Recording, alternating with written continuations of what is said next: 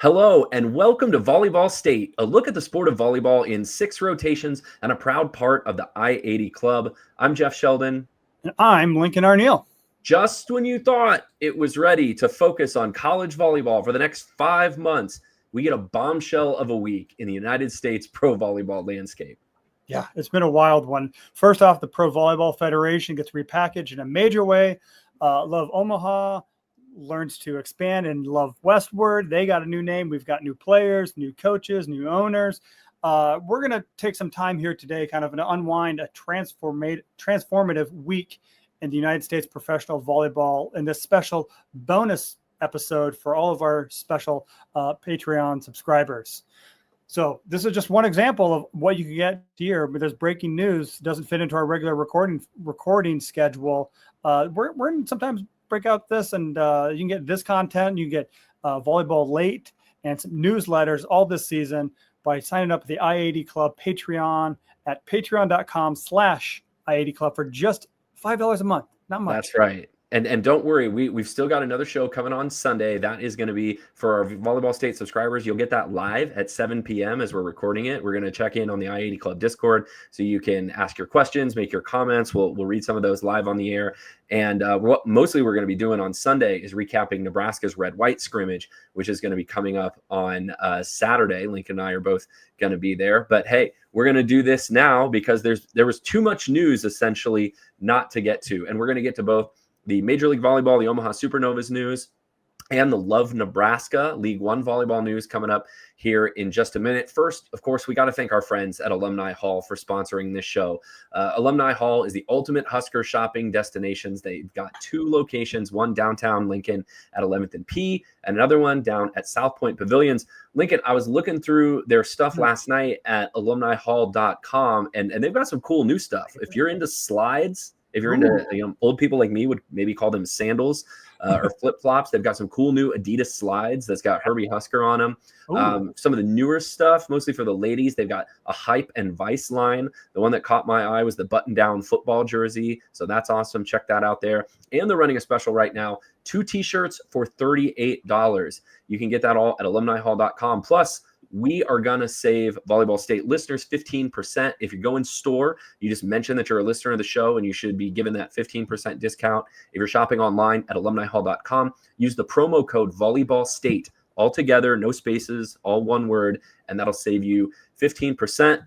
Plus, Lincoln and I have a ton of stuff coming out just individually lately. You can follow us each on social media. You can even check out your own Volleyball State merch. All of that, we've created a one-stop shop for that. It's a link tree that's set up at volleyballstate.com. That is everything you could want to find from us on the internet, all in one place. Lincoln, did I capture everything that we needed to capture, it seems like? Yeah, there's a lot going on. I think my fingers are still working. I know you and I have been talking a lot this week. I was typing so much this morning. It was ridiculous. Yes. Yeah. I mean, like you said as well, I mean, we're gearing up for college volleyball, first red-white scrimmage. Oh, it's pro volleyball week, really. So we're going to split this up, talk about the Omaha Supernovas, PVF, MLV first, and then we'll get to League One and a little bit too. But this is actually how it started time-wise this week as well too. Tuesday, after waiting really like 7 months. Since January, the second week of the year, is when the Supernovas announced that they were going to leave PVF, Pro Volleyball Federation, and form their own separate, possibly third entity known as Major League Volleyball. But since then, it's been radio silence. We've kind of heard some murmurs, some rumors, some whispers that news will be coming. But finally on Tuesday, they announced it's not really a merger. It's I would call it a rebrand. Yeah. Because MLV really didn't exist. I mean, they had the Supernovas and they had a couple other possible locations, but there were no other announced teams. They're absorbing all of the current PVF teams except for the Vegas Thrill are going on hiatus. I think they had an ownership issue, so they're not completely dead and gone, but they're going on hiatus. If they find a new ownership group, they may come back in the future. That's right. So Major League Volleyball now assumes kind of all of the properties of the what was until recently known as the Pro Volleyball Federation, all the teams, everything is Major League Volleyball going forward. They've got new branding, new marks, and really, I think the thing that drove this all is new ownership, new investment in the league. Yeah. It's no secret that the Pro Volleyball Federation was having some financial struggles. They needed new investment. And a lot of times, people who are in a position to invest in professional sports leagues don't want to be seen as investing in something that already exists or something that is tenuous. They want to be seen as having their names on something brand new. So some new money is coming into the league, and that means the league is portrayed as a new league. It's got a new name. Not only is Vegas on hiatus, the other teams that are expected to be added to Major League Volleyball in 2027, so not this coming season, but the second season, is going to be franchises in Washington, D.C. and Northern California starting in 2027. And it looks like in 2026, we're also getting a franchise in the Metroplex, right? Lincoln, Yes, Dallas. down Dallas. I don't know if they know where they're playing yet, too, but Dallas was supposed to be, them in Kansas City were supposed to be one of the initial expansion sites of the Pro Volleyball Federation. Didn't happen. And Indy was kind of the only team that came in last year. So what you have, you still have an 8-team league. And really, you talk about that new money. The new money is coming in with those 2 new teams that you mentioned. Vivek Ranadiv, I believe. He's the owner of the Sacramento Kings. They're billing this as a Northern California team. I would be surprised if it's not in Sacramento. I mean, Sacramento, the Bay Area, is kind of one big metro area. But I would, given his ties, I would expect it to be in Sacramento. That's kind of the stock images was of that city. And then also some of the major players with DC United MLS team are all getting involved in this. And so that's why Washington, D.C. is getting a team as well. They also kind of promise that there may be more expansion, but that's the cities we know, the teams we know for 2027 and to Dallas in 2026. So there's some noteworthy new ownership in the league, including right here in our backyard with the Omaha Supernovas. So first of all, on Tuesday, it was announced that Ben Priest is going to head up the ownership group of the Supernovas. He kind of made his bones as an executive with Formula One, and we've seen the explosion of that popularity here in the U.S. in the last few years.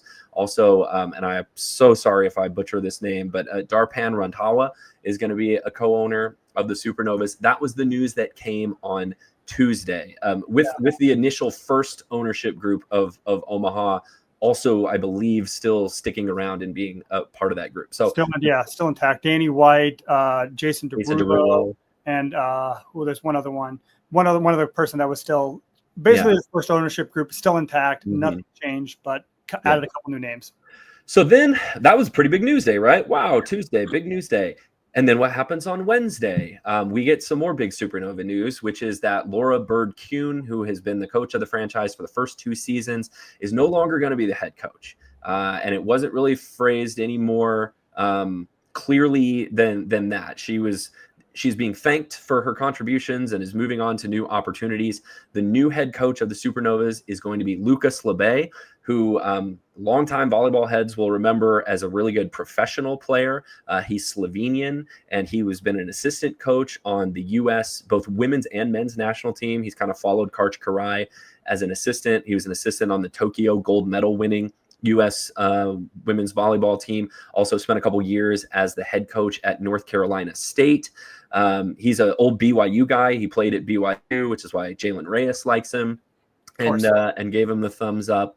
But Lincoln, that wasn't even the biggest news for the Supernovas on Wednesday. What was that? It kind of came dropping in little hour increments too. And then kind of to wrap up everything, what's that sound? Oh, that's John Cook coming out of retirement. He is no longer dissatisfied sitting on his ranch in Wyoming, roping cows and riding horses. He is coming back to be the general manager of the Supernovas, also co-owner. So I think some investment by him. So he's kind of general manager. He will answer to the team president, Diane Mendenhall. It's a very collaborative thing, which is kind of weird because Diane Mendenhall, one of her first jobs, she was the director of operations at Nebraska, working with John Cook a lot too. But she'll officially answer to him, or he will answer to her, excuse me.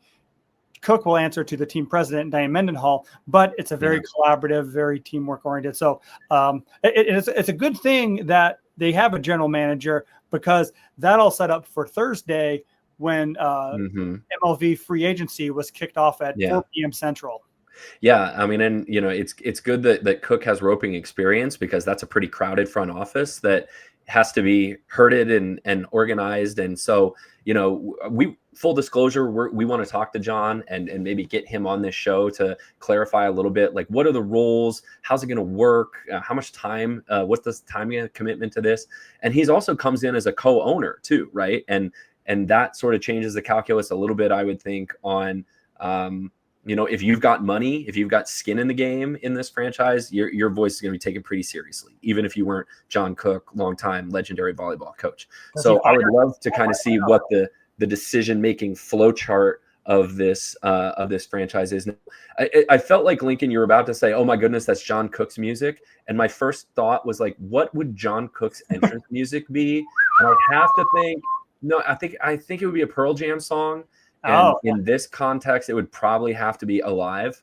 Well, that's just the first thing that came to mind. You know what his song was whenever he would enter the Devaney Center, now Cook Arena, which is weird, from his coaching, was what was it? It was Been Grinding All My Life by, was that what's his name? Nipsey Hussle? Or was that, yeah. I do not know. I believe that's what it was, but he had the song "Grinding All My Life" and "Grinding All My Life," I believe. So, fact check me on that, but I'm pretty sure. So that's what he actually did enter the Devaney Center, and before matches, that was his theme song. Glass break. Right. Cook comes out of the locker room as the new co-owner and the GM. And as you alluded to, Lincoln, Thursday, everyone sort of got to work pretty quick, because that's when Major League Volleyball started their player signing and free agency. And they do this differently than League One is doing it, as we'll get to in just a little bit, because Major League Volleyball, the Supernovas, all of the franchises have individual owners. That means they're competing against each other to sign players. And it started off with a bang for the Supernovas, because on Thursday, they announced some huge signings. Merritt Beeson, who was the number 1 overall pick in the Pro Volleyball Federation draft last year, got picked by Atlanta, is coming back to Nebraska, and she is going to be a member of the Supernovas. A 2-time Pro Volleyball Federation Libero of the Year, former Stanford star Morgan Hentz, who played for Atlanta last year, is going to be on the Supernovas, as well as coming back to Omaha is setter Sydney Hilly, the former Wisconsin star, who set for Omaha in 2024 when they won the PBF championship, set for Indy last year, the expansion franchise. She's going to be on the Supernovas. So that was just that was Thursday. Yeah. So just to provide some more context as well, too, essentially everyone who played with PVF, now MLV, last year as a free agency, they usually work in 1-year contracts, which is very common. That's what they do in Europe. That's what they do in Brazil, and most leagues operate in a 1-year contract model. So it's not surprising that, that all the players are available and can sign wherever they want to. We talked to Merritt Beeson here on Friday afternoon, and she missed Nebraska. She wanted to come back. She wanted to play in front of a Nebraska crowd, and enjoyed her time with Atlanta, and really was taken aback. I kind of realized how much she appreciated her experience playing with the Huskers, and now she get to play with the Supernovas. So that's just some context of how this all works. League One is different. We'll talk about that during that section. But then Friday, so they got 3 newcomers on Thursday afternoon. Friday, they get a lot of returners coming back. Opposite Emily Londot, who was a star at Ohio State. She's back.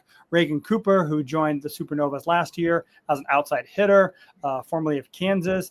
She's back. Allison Witten, now Holder, who got married during the offseason. She's back. Good for her. Yeah, she would back up Libero, our boat buddy. We talked to her on a boat last year for one of our shows. She's also coaching at College of St. Mary's. So in Omaha. And then I think a lot of people were really anticipating this news, but Brooke Nuneviller will also be back. She's kind of been the cornerstone, the captain, what I think, I don't think I go out on a limb here, but the best player for the Supernovas during their first 2 years. And she's exciting to watch and fun. So I think that'll really get the Omaha fan base fired up to have her back. Yeah, I mean, it's not an official designation, but Brooke Nuttallmiller is essentially the Supernovas franchise player. She's the most recognizable player. She's been their best player the last couple of years. And they add some really strong players around her, too. You know, Emily Londot, also a friend of the show, has been on before, is an opposite hitter.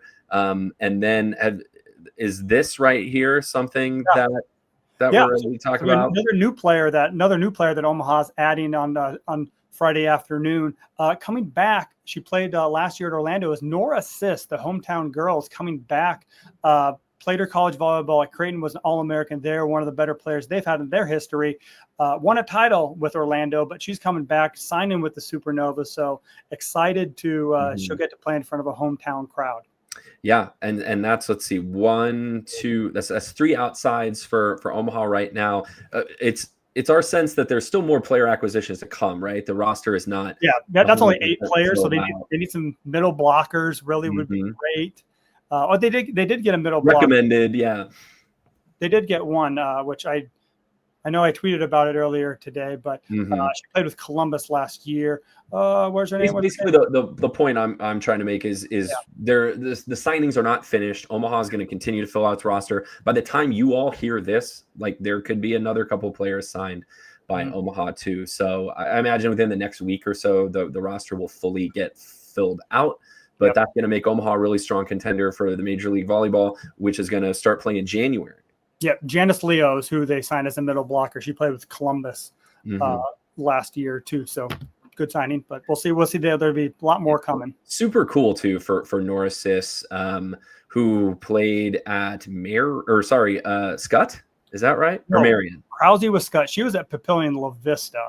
Okay. Sorry. She's a Papillion girl, which I think I'm still waiting to hear back. I mean, Lindsay Krause, she was a hometown girl, played with the Supernovas. We haven't heard of her announcement. Like, that may be one of them that I don't know what her plans are, but for Lindsay Krause and Nora Sis to get to play in the same team professionally in their hometown, that would be cool. And that would be a lot of tickets, I think, too. We'll see if that. Yeah. Well, if the first 2 years are any evidence, the Supernovas don't really have a struggle at Phil and CHI Health Center. Like, they are the success story of professional volleyball in the U.S., which kind of leads to a bigger question I have. You know, these moves, the rebrand to Major League Volleyball, the new investment, a plan at least for some new franchises over the next couple of years. Does this solidify Major League Volleyball long term? Because I think there was some real concern as the months went along after the initial MLV announcement that, you know, without Omaha, this was gonna really hamper one of the two professional leagues in the U.S. But, you know, the way I look at it now after the last week, MLV seems to be in a really strong position. Yeah, and I think, you mean, Omaha averaged 11,000 people per match last year too. To lose your crown jewel of a team too would really have been devastating as well. I mean, I think they have a good base. I think Indy did really good last year. Grand Rapids has done well. Columbus does okay. Their on the court product has been lagging behind. I'm worried about San Diego. They really struggled to draw fans. Orlando did okay. But they left a lot of things on the table. So, and then I haven't heard where Dallas is going to play. I've heard that they've had some arena issues, but again, they got, 4 or 5 months is not a lot of time to figure out an arena, but there's a lot of gyms in the Metroplex down there. But the other thing I wanted to mention, that with all this, I mean, this new money, they've changed up their structure for player compensation. Last year, they had slots where they had minimum, maximum. That's gone. Right now, every team has $1.2 million in a salary cap, and they can allocate that however they want and kind of divide that up amongst their player pool. So then they can have anywhere from 12 to 16 players are now gone from the equation. So attendance is one thing. I think really, though, in the way that media rights work now and how important that is, what's really important for MLV long term is to solidify a TV partner or a streaming partner. You know, it was sort of streamers roulette last year with Pro Volleyball Federation to find where those matches were going to be. Some of them were just on their YouTube channel. Some of them were on Roku. Some of them were, you know, CBS Sports Network. I mean, and the All-Star game was on CBS, big CBS. So I mean, if they can kind of leverage what they've done with CBS Sports Network, it's hard for January, February, and somewhat of March because college basketball rules CBS. But if they can figure out get a window, a regular window of Friday night volleyball or something like that, then I think that's to their benefit. Yeah, absolutely. Next question, sort of elephant in the room with a lot of these changes is that Laura Bird-Kuhn is no longer the head coach of the Supernovas, which means that the Supernovas will have had 3 different head coaches to start their 3 seasons of play, and none of them have been super, I don't know, clear and transparent. Lucas Labe, his record, is pretty strong when he comes in as the new head coach. Bird-Kuhn was very popular from what we understood with the players, and we're just not entirely sure right now how that all went down. We will try to get some more answers on that, but it was just sort of handled in a press release that said, "We wish her well," and there were no quotes from her, I don't believe, in that, which usually points to a certain happening. But just the franchise has been really stable when it comes to the front office and when it comes to getting players and putting people in the stands. Like, you're doing 3 head coaches in 3 years, like that probably needs to settle down at some point. I think some people may forget that Sheldon Collier was the head coach for 2 games before he was let go, and that's what ushered Bird-Kuhn in. And she did, was at 95% or 98% of those first 2 seasons. But been talking to some people, it didn't sound like, the vague language, I don't know if they would for firing her. She did help Omaha reach the semifinals. They had the best record in the regular season. So I think she maybe wants to expand her opportunities, maybe get into the front office or league-wide opportunities. So I agree with you. It was very vague and uncertain of if that's the case. There's a good model out there for how Creighton handled Kirsten Bernthal Booth's departure, and we're going to talk more about Kirsten here in a couple minutes. But that was pretty out in front of everyone, and everyone smiled and got together for a press conference. And if that didn't happen, well, that probably means that the smiles were not really available to take part in such a thing. So, as Brene Brown likes to tell us, clear is kind.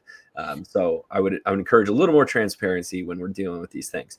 Last question I have on this, and sort of the bigger picture professional volleyball question in the United States is always what people ask us, or at least ask me, Lincoln, is, hey, eventually one of these leagues is going away, right? There can only be one, like Highlander, eventually. And so do these moves this week, Major League Volleyball coming in as the new brand of the league with its new investment, does it make it more, or does it make it less likely that these 2 leagues, League One and Major League Volleyball, will eventually merge?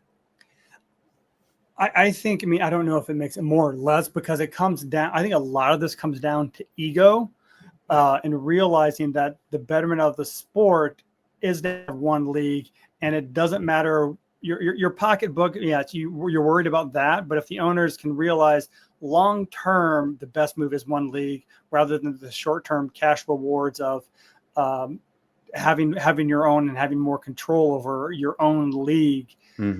So I think we'll talk about a little bit what League One is doing of having individual club ownership for those clubs. That has more of an impact on a merger rather than anything that's happened with MLB. But it goes back to what you said before.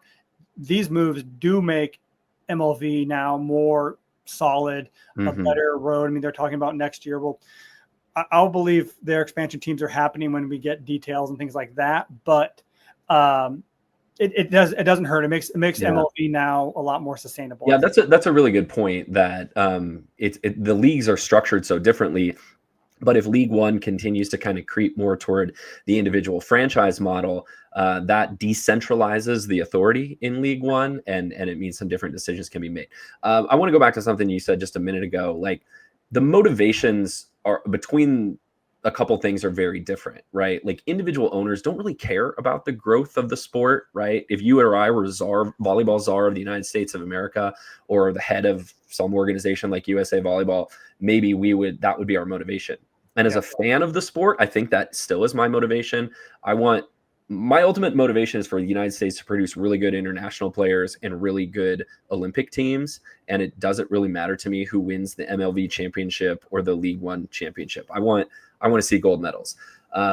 the individual franchise owners of Major League Volleyball, that is not their primary motivation. No. That, they're profit motivated. They want the control to do it their way. And so this is what you get when you don't sort of have a centralized sports authority, and those things just evolve, over the years. Maybe that's what we get to someday.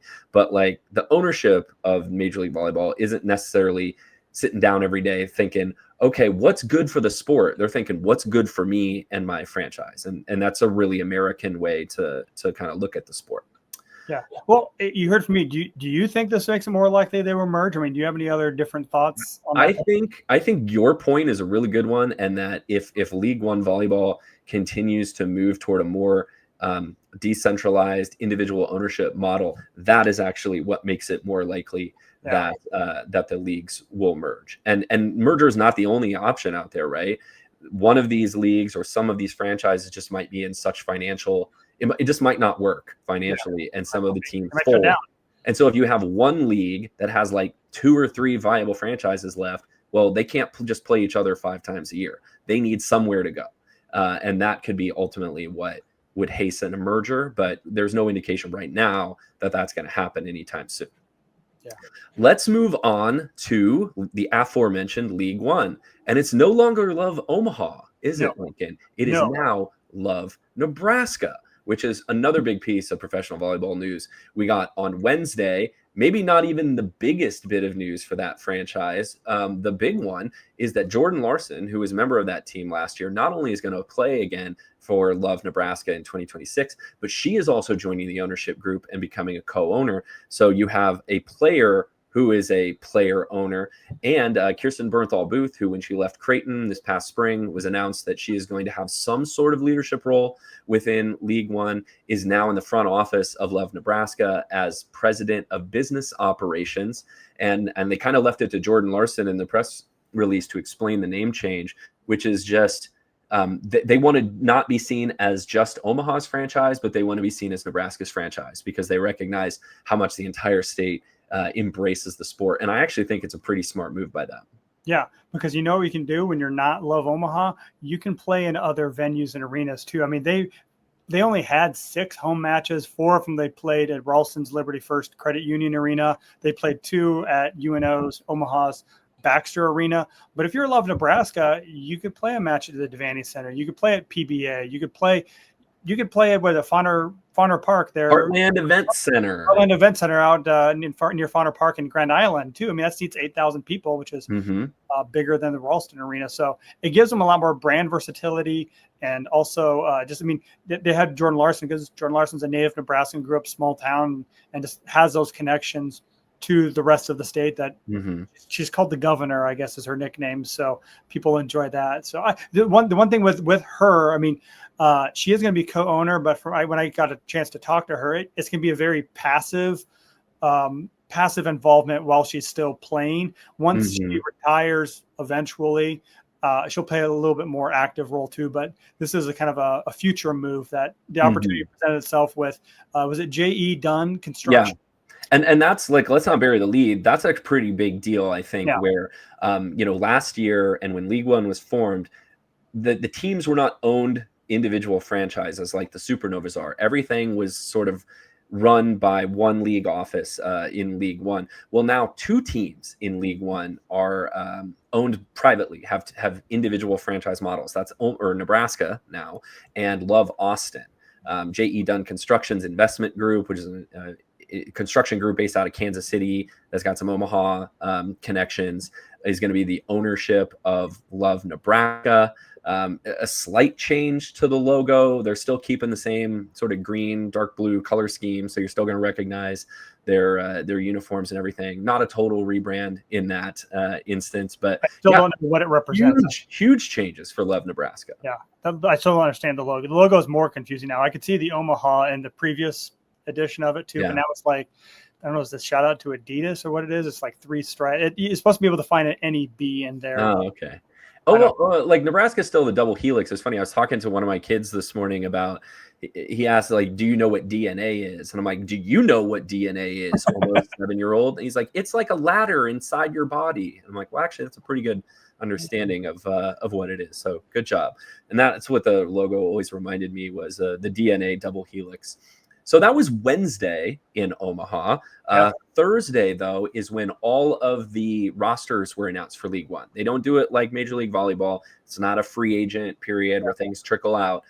They announced all of the league rosters. And for the most part, Nebraska's roster is going to be the same as Omaha's was last year. 11 returners. I wrote down starters, but that would be illegal. Most of the starters. 11 returning players are back for Nebraska in 2026, including Lexi Rodriguez, who was kind of the face of Love Omaha last year. If it wasn't Jordan Larson, but she didn't play all that much. She's definitely going to get a chance to play this year. Yeah, they announced one of the big other moves that Lexi, I think, will benefit her is Justine Wong-Arantes, former Nebraska All-American. She is now going to play for Houston. She's a founding athlete. I think her and Jordan Larson were the two people, but Lexi Rodriguez, they have a jersey giveaway. She always got the loudest cheers whenever she came into matches. So unofficially, she was the favorite player. She may not have been the face, but she was the favorite player of the fans. She sold a lot of tickets despite rarely playing last year. And this is great for both of them. You know, Lexi gets a team of her own to kind of launch her professional career and develop. Justine doesn't really have anything to prove to anyone. She's got an Olympic gold and Olympic silver medal. She's recently married too, and she's going to move to Houston and play for Love Houston. You know, I believe she's still contending to be on the World Championship roster and maybe even for the 2028 Olympics, although that's speculative. She hasn't said anything to us about that. The other player, sorry, go ahead. His husband's family is also from Texas as well too. So I mean, she put out a nice message, but I think that was kind of motivating. But I was not surprised at all to see that move to kind of clear the way for Lexi to be the starting libero. Yeah. And then Maddie Kubik-Banks, who played for Omaha last year, is going to head down to Austin. And so she's going to play for USA coach Eric Sullivan, right? Because he's a coach of that franchise. Yeah. So she will have opportunity. She came on late last year. It was one of, I thought, Omaha's last year better outside hitters, and really kind of emerged as the season went on. Her husband, of course, is Brant Banks, who I think was in camp with the Green Bay Packers, I believe. So he attended Rice, so he's there got some Texas. So she'll get to play with all of those former Texas Longhorns down in Austin as well. League champion. Yeah, Austin. League champion of Austin doesn't hurt to be on the radar of the Olympic team coach as well if you have international aspirations. Some more notable additions for Love Nebraska in year two. They add a couple of Olympians, Brazil Olympian middle blocker Ana Carolina da Silva, who in the Brazilian tradition, that long name gets shortened down to Carol. So you'll hear her referred to as Carol. Also Dutch outside hitter, and man, I hope I get this name right. Anna Bausch is an outside hitter from the Netherlands that's going to join Love Nebraska. Really interesting fact here, Carol and Bausch are married and have been since 2023. So you will have a married couple as teammates on Love Nebraska. And I believe this is the third, maybe it's the second team that they have played on together. They also played overseas together in one of the European leagues. I think it was the Turkish league or maybe Italy. Nebraska also adds a familiar face to in Big Ten country. You might remember the name Alexis Hart, who is an outside hitter for Minnesota. Well, she's going to be suiting up for Love Nebraska as well. Yeah. So the other newcomer they got was also middle blocker Iga Wazaluska, something like that. Polish player. Polish player as well too. They returned their other libero, Annie Cesar, who's German. Behind that, both the opposites are back last year. Kibble Druvniak, yes, it's German, Dreniak, and Adriana Fitzmaurice as well. She's back, and then they returned both of their setters, Laura Jacoma. I apologize, I shouldn't pronounce it. Gabby Blossom, though, she's back. Yeah. So a lot of familiar faces. We also haven't mentioned Jaylee Winters, Creighton grad. She's back at outside hitter as well too. At Vicky Savard, who was a Canadian, who kind of also was in an outside hitter rotation. So a lot of familiar faces back. I mean, Omaha. Susie Fritz is going to remain the coach. Susie Fritz is back as coach. I mean, I'll ask you this question, Jeff. Is it Omaha finished with it 5th or 6th in the regular season? They made the championship. Is it a good thing that so many players are back from that roster? Yeah. There's some positions that I wish, if you're a Love Nebraska fan, that they might have explored some other options with. I don't think that Nebraska's setting last year, or Love Omaha's setting last year, was all that wonderful. But they're going to stick with that and run it back for year 2. I think the additions of Carol and Bausch are really interesting. Carol has a ton of Olympic experience. She's kind of undersized, you would think, for a middle, and I think she's only 6 foot, but man, she's good. Yeah. And so you're going to see that on the court. We didn't mention they brought back kind of their 2 frontline starters, and Emily Thader and then Candy Herrera also. She's also Brazilian, right? I think she's Brazilian. Is she Brazilian? I think so. I don't know. Sorry. But they're both back too, so they kind of really added depth. But they had problems because they brought in Sammy Francis late with injuries. So they had some injuries last year. Drenyak was kind of up and down at the opposite position, and they really struggled in the middle of the year. They lost something like 7 of 9, I think, in the middle of the year. They started strong and they ended pretty strong, but they just really lagged in the middle. So, year 2 of Love Nebraska, we'll see what they can do. I don't know that they're better on paper than last year. And some notable names that are not going to be on the team in 2026 that were on 2025 is the Stivrins sisters. No Lauren Stivrins and no Amber Stivrins. I don't know that either of those players have been announced at joining a different franchise yet either. No. Lauren, I went and checked yesterday after all the free agency. She no longer has a player page on the Love league too. I mean, she also struggled a bit with health problems too, and that's been kind of an ongoing thing, even dating back to her last year at Nebraska.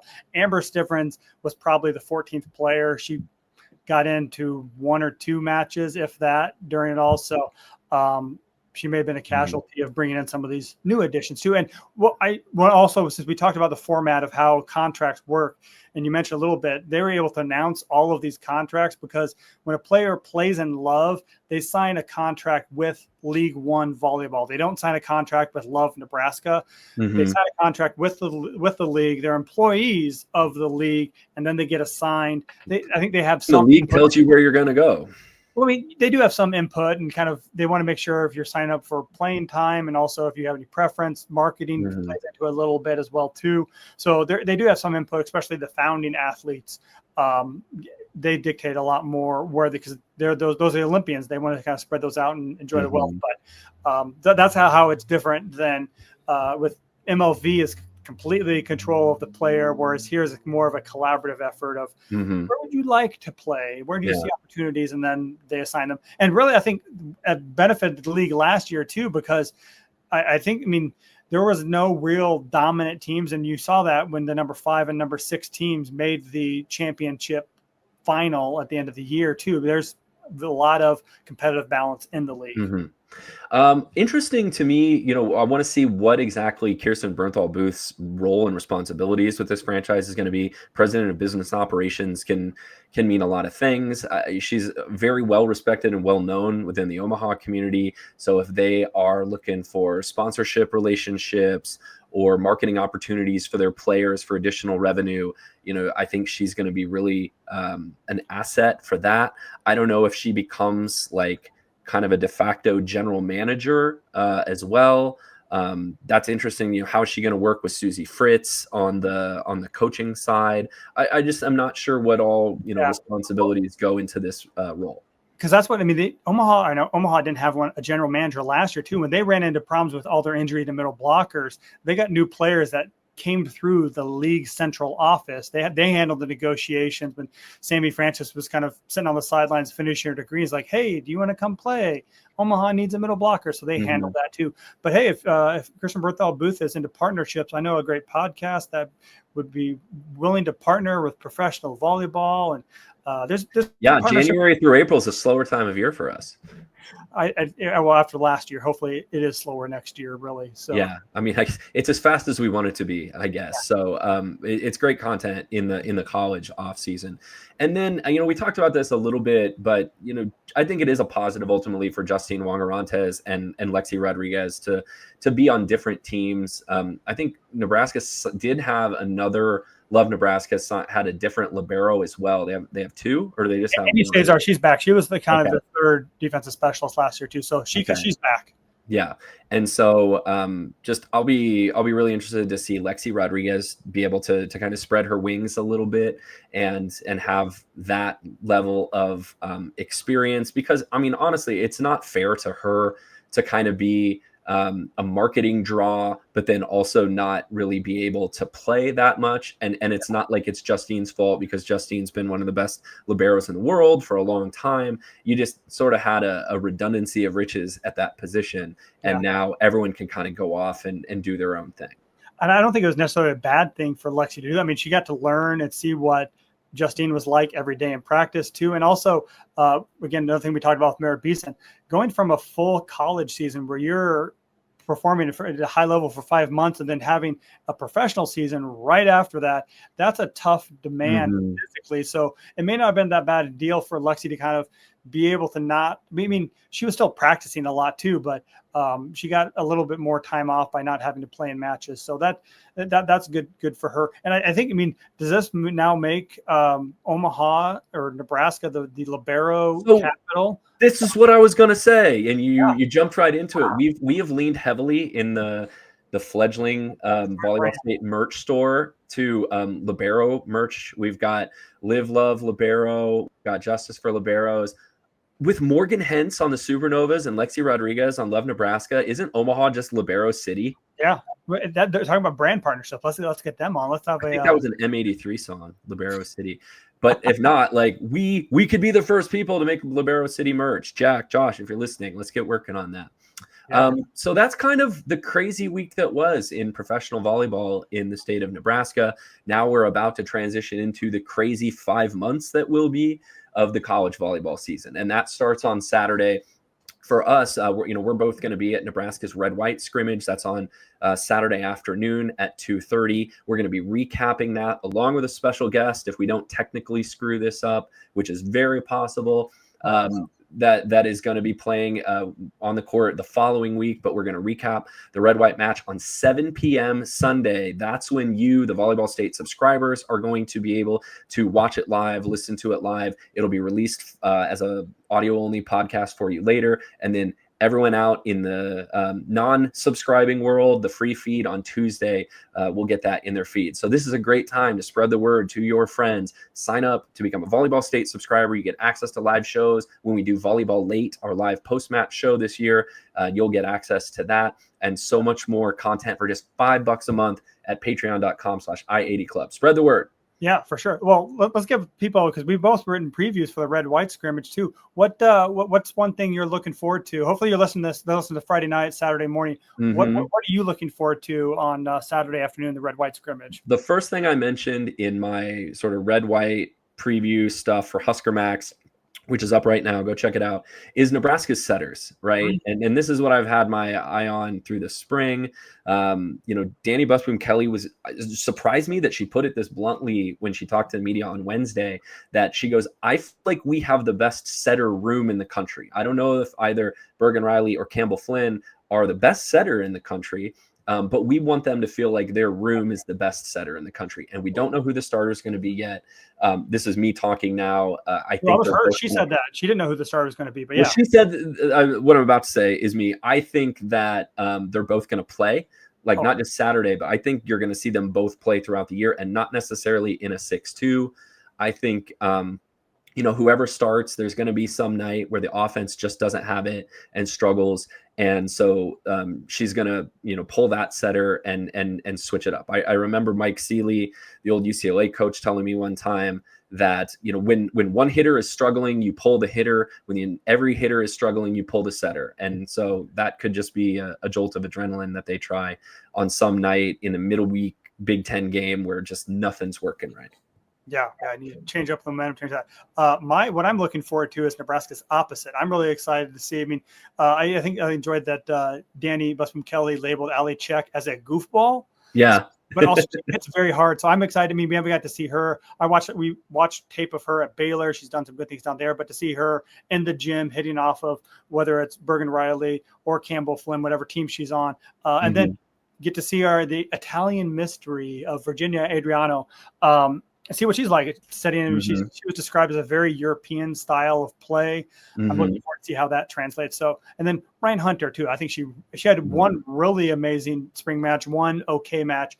What does she look like in the in this setting? There's another huge position battle going on. I didn't really talk about much in my story, and I think it's because you just sort of assume that whichever option Nebraska goes with, it's going to be good. But that libero battle between Lainey Kilboy and Olivia Mauk is going to be awesome to watch. I would imagine that they're going to be on different teams in the red-white scrimmage. They're both going to wear the libero jersey. And if I had to pick one more player that I want to see, just because all newcomers are shiny new things that you haven't seen before, I want to see what Manaya Ogbeje looks like. Everyone talks. You hear these little whispers out of practice. There are people that have seen it. They're like, you guys don't understand how high she can jump, how good of a blocker she already is. And that's a player that you also think maybe someday if she jumps that high, she might get moved to a pin if Nebraska needs it, and she just becomes an outside hitter or an opposite. So they've got an amazing talent, it sounds like, in Manaya Ogbeje. Yeah, well, so Jeff and I will both be there. We'll probably both write up articles. We'll have full coverage of that. You can read my stuff on Huskers Illustrated. Jeff, you write stuff for Husker Max? Yep, that's where my stuff's going to be this year. And then we'll tweet it all out. We'll post it all over social media. You'll be sick of it. We'll get together Saturday night or Sunday night, 7 o'clock, and we'll talk about it as well, too. So that's our episode for today. Again, go to volleyballstate.com. You can find all of our social media handles there. Email us at volleyballstate@gmail.com. But thank you for being a Patreon subscriber, supporting the work we do. We appreciate you so much. We'll see you in the Discord. We'll see you Sunday night. Thanks for watching, and thanks for living in the Volleyball State.